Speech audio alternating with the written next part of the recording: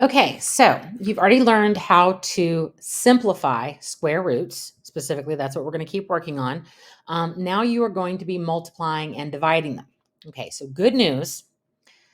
When we were simplifying radicals, you were already multiplying the pieces. I mean, that's why we say that if you have three 3 and square root of 10 like this, you read it as 3 times the square root of 10 or 3 root 10. You're already multiplying, right? There's no symbol in between them. It's already an automatically a multiplication statement. So the good news for that is that really what we're doing now is not any different. We have to multiply whatever radicals we have first, and then we just simplify it the same way that we did before. And yes, including with variables and including with coefficients and everything else. But it's really not any different. It's just now you're going to get some bigger numbers. Not a big deal. As a refresher, make sure you have your first 10 perfect squares, and we go through them in order, right? So that you don't have to go back and recheck and figure out what you've missed or anything like that. Make sure you're going and using your first 10 perfect squares. Okay, so that's all we're going to do when we're talking about multiplying them. We're going to multiply the two radicals first, which you are allowed to do, and then you are going to just simplify like we did before. Okay, so 5 times 15 is 75. Okay, and 75 is one that we've actually simplified before, so not a big deal.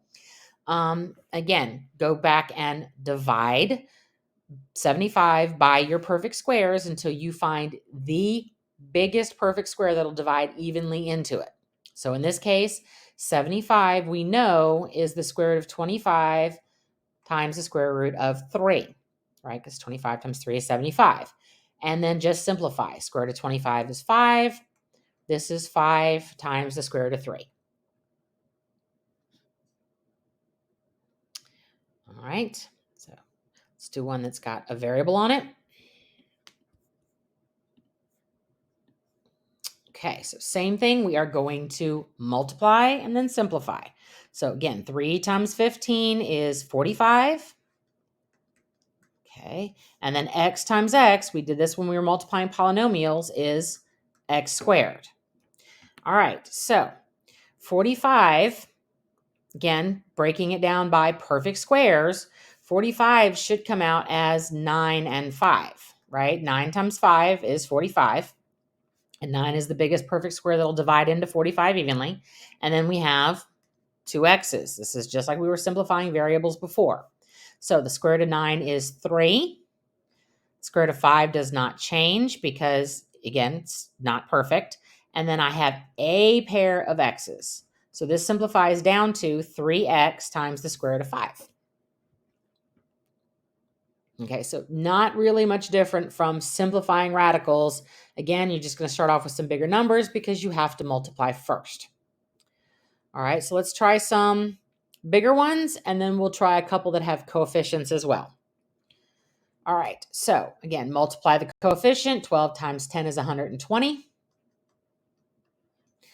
3x is here, 4x is here, means I should have 7, right? Because if I'm going to multiply all of them, I'm multiplying 3 here and 4 here, and that's a total of 7. Okay, so now we're going to break it down. Biggest perfect square that'll divide into 120. 1 doesn't, 4 does, that's 4 and 30. Okay, 9 doesn't, no, 9 doesn't. 16 doesn't, 25 doesn't, 36, I don't think, no, 36 doesn't, 49 doesn't. This may be one of those really weird cases, and it does happen sometimes. This will not simplify anymore because 30 cannot be divided by any perfect square. Like you can go through and try and do 4 and 9 and 16 and 25, but it won't divide anymore. So you are actually done with 4 and 30. Okay, so square root of 4 times the square root of 30. Okay, and then I have 7 x's. 7. All right, and that means I have 1, 2, 3 pairs and a leftover. All right, so I've got my perfect square 2. Okay, square root of 30, 3 x's, and 1 left over. And again, make sure your leftover one is inside the square root. That's why I keep making my square root longer, because technically that is still inside the square root. It hasn't been simplified. So 2x cubed times the square root of 30x. All right, so same deal, multiply it all out. 10 times 2 is 20, times 15 is 300, I think. 300? Yeah, 300. Okay, and then 1, 2, 3, 4, 5, 6 x's total. Yes, there is an exponent of 1. Don't forget that. So that does count as one of them.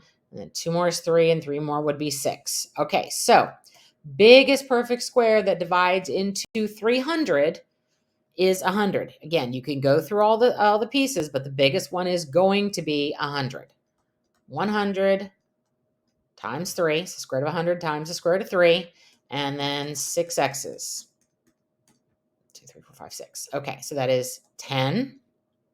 Square root of 3, still there. And I have 1, 2, 3 pairs and no leftovers of my x's. So 10x to the third power, 10x cubed, times the square root of 3. Again, not really much different than what we were doing on the first lesson. So now let's throw some coefficients in front of it. The only difference on this, right, when you're going to multiply first, is that the coefficients get multiplied only with the other coefficients, the ones outside the radical, right? So outside coefficients. And then the radicals get multiplied with the radicals, okay? So you can't multiply like 2 times the square root of 6 and get like the square root of 12. It doesn't work because one is a whole number, a coefficient, and the other one is in a square root. So this case would be 2 times 3 is 6, right? 2 times 3 is 6. And then 6 times 10 is 60. And then you're going to simplify it the way we did before. All right, so 60. What does 60 break down to? As far as the biggest perfect square, I think it's going to be 4 and 15. So 6 times the square root of 4 times the square root of 15, because 15 won't break down any further. So square root of 4 is 2. So this is 6 times 2, right? These are all being multiplied still, times the square root of 15. Simplified answer, 12 square root 15. Again, not really any different. You just have to make sure, again, coefficient with coefficient, radical with radical. All right, let's do a couple more that puts it all together, including variables, and then I will let you get started. Yes, okay, with variables. All right, so 4 times 5. Okay, 7 times 21. Oh boy, that's 147, right? I think that's 147. Okay, and then 3 x's here, 2 here makes a total of 5. All right, so that's 20 times the square root of 147x to the 5th. Yeah, it's a big mouthful to read, but you can do it. You just got to, do it in pieces. So break it down. We did 147 before. If you don't remember, it was, I think, 49 and 3. So, yep, so 20 times the square root of 49 times the square root of 3. That's the 147. And then 5 x's. So 20 times 7, square root of 49, square root of 3, and 5 x's. And again, I'm just doing this in steps to make sure you see where we're getting all our pieces from. So 20 times 7 is 140. Square root of 3, still there. And I have 1, 2, 2 x's, and a leftover.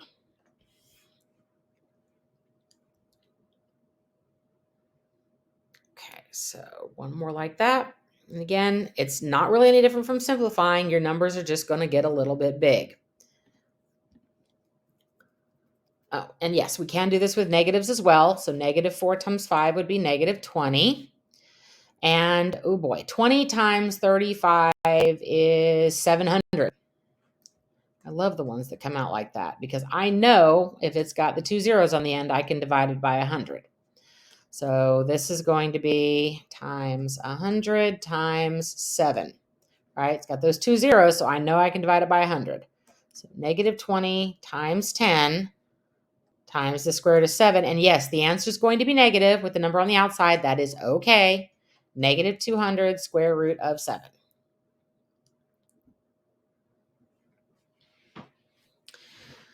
Okay, so I'm going to go ahead and go into the dividing. If you want to do the multiplication work first, go right ahead. Just hit pause, come back to it. But I'm going to go ahead and step into the dividing part because magically enough,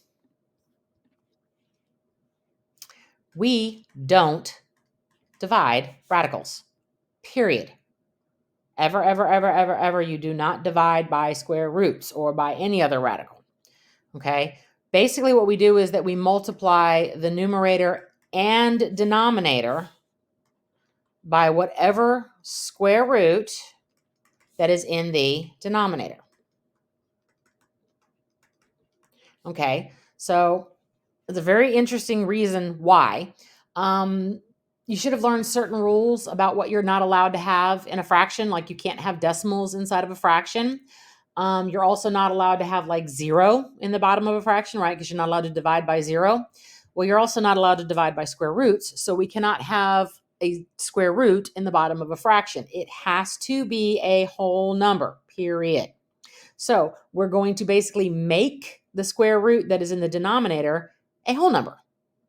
Okay, now what happens if you multiply a number times itself, right? It's a squared. Okay, so the square root that's in the denominator is the square root of 3. If I multiply the square root of 3 times the square root of 3, right, I get the square root of 9. 3 times 3 is 9. Well, what's the square root of 9? It's a perfect square. It's 3.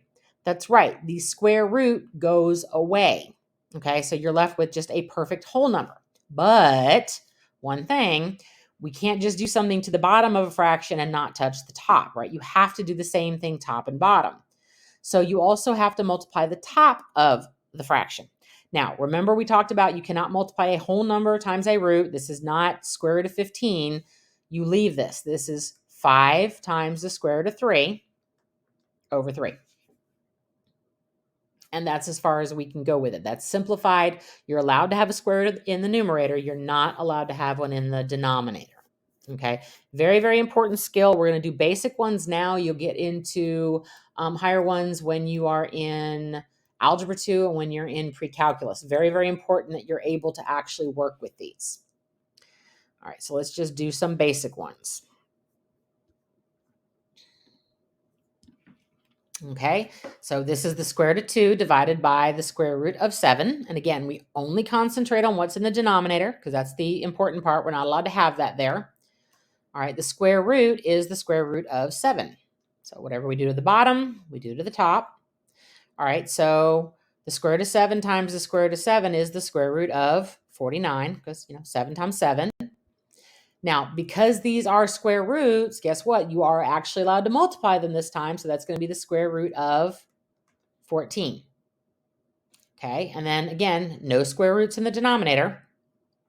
So the square root of 49 is 7. It is a perfect square, right? That's the reason we do it. And you're done. That's actually the finished answer. You can't go any further because 14 won't simplify. Okay. Kind of an upscale case on this one. It's kind of like a bonus, a little bit more thought into this. We don't have to multiply by the 2, right? The only problem with this denominator is the square root of 5. Now, the 2 is still there, but we'll deal with it. But we don't have to multiply the top and the bottom by it because it's only the root that's the problem. So we're going to multiply this top and the bottom by the square root of 5. All right, top's very easy. That's just 4 square root of 5. It's done. Okay, so the bottom, remember that 2 there is actually multiplying everything. So this is 2 times the square root of 25, right? 5 times 5, 25. All right, now that is a perfect square, so let's simplify it. So 4 times the square root of 5 on top, 2 times 5 on the bottom, which is 10. So 4, And that's 10. Now, we can simplify this fraction, right? If we ignore the root, right, just look at the coefficients, 4 over 10 can be simplified. So if I divide 4 and 10 both by 2, right, I can reduce my fraction, simplify it down. That's going to be 2, the square root of 5, 2 times the square root of 5 over 5.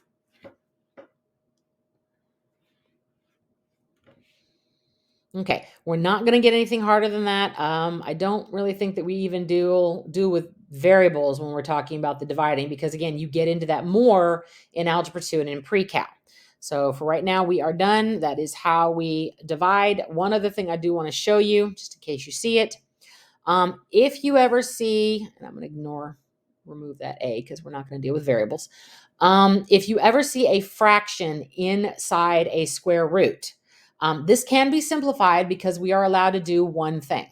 We can split this apart. We can make the numerator and the denominator separate. So you can make this the square root of 5 over the square root of 7.